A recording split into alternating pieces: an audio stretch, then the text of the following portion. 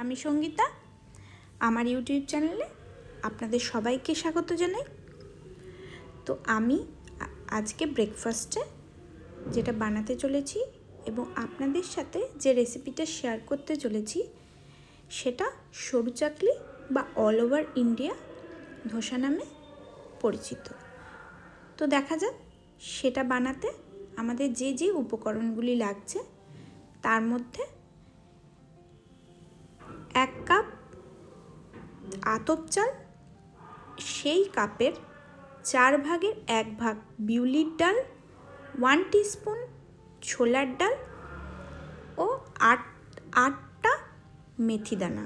তো আমি overnight soak করে রেখে দিয়েছিলাম, আপনারাও রাখবেন। তো এটা আমি একটা মিক্সার গ্রাইন্ডারে দিয়ে দিয়েছি এবং এটার পেস্ট বানিয়ে নেওয়া হবে। তো আপনারা দেখুন পেস্টটা যেরকম আমি বানিয়ে নিয়েছি। তো পেস্টটার থিকনেসটা ঠিক এরকম হবে, একটু মোটা হলেও কোনো অসুবিধা নেই। এটা তাওয়াতে একটু বেশিক্ষণ রাখতে হবে, আর পেস্টটা যদি পাতলা হয় তাহলে একটু কম সময় রাখতে হবে। তো পেস্টটার সাথে আমি যেটা করেছি অল্প একটু নুন অ্যাড করে নিয়েছি, আপনারাও অবশ্যই করবেন। তো আমি এখানে তাওয়াটা গরম করে নিয়েছি এবং তাওয়ার মধ্যে একটা বেগুনের বোটা দিয়ে তেলটা লাগিয়ে নিয়েছি। আপনারা চাইলে তেল লাগানোর জন্য ব্রাশ ইউজ করতে পারেন। তো আমি এখানে সরু চাকলির ব্যাটারটা বা ধোসার ব্যাটারটা তাওয়াতে হাতা দিয়ে একটা একটা করে তাওয়ার মধ্যে লাগিয়ে দিচ্ছি। তো আপনারাও দেখুন, আপনারাও এইভাবে লাগিয়ে দেবেন।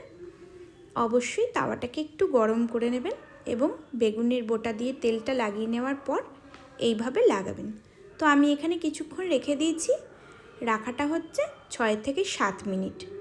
তো 6 থেকে 7 মিনিটের পর ঠিক এইভাবে উঠে আসছে, আমাদের একটুও কষ্ট করতে হবে না। এইবার আমরা খুন্তি করে এইভাবে তুলে নেব একটা একটা করে এবং এইভাবে আমরা জিনিসটাকে বানিয়ে নেব। দেখুন খুব সুন্দর উঠে যাচ্ছে, আপনাদেরও ঠিক এইভাবেই উঠে যাবে।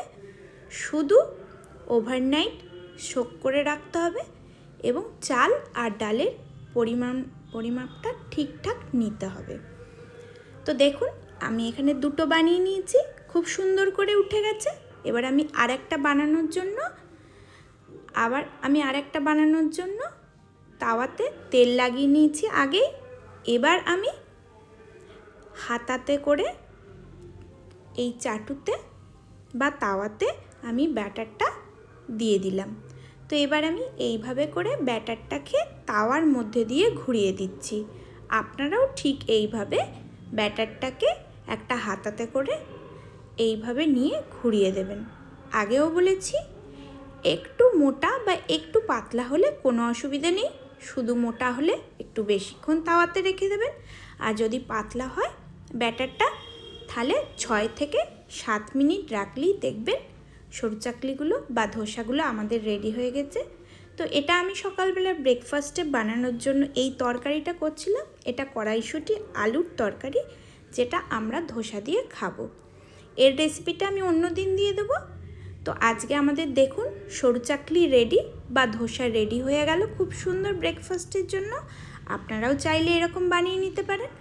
আর যদি এই রেসিপিটা আমার পছন্দ হয়ে থাকে তাহলে অবশ্যই চ্যানেলটা সাবস্ক্রাইব করবেন, একটা কমেন্ট দেবেন এবং কমেন্টে কেমন হয়েছে বা এই সম্পর্কে যদি আপনাদের কিছু জানার থাকে তাহলে কমেন্টে লিখে পাঠাবেন। Thank you.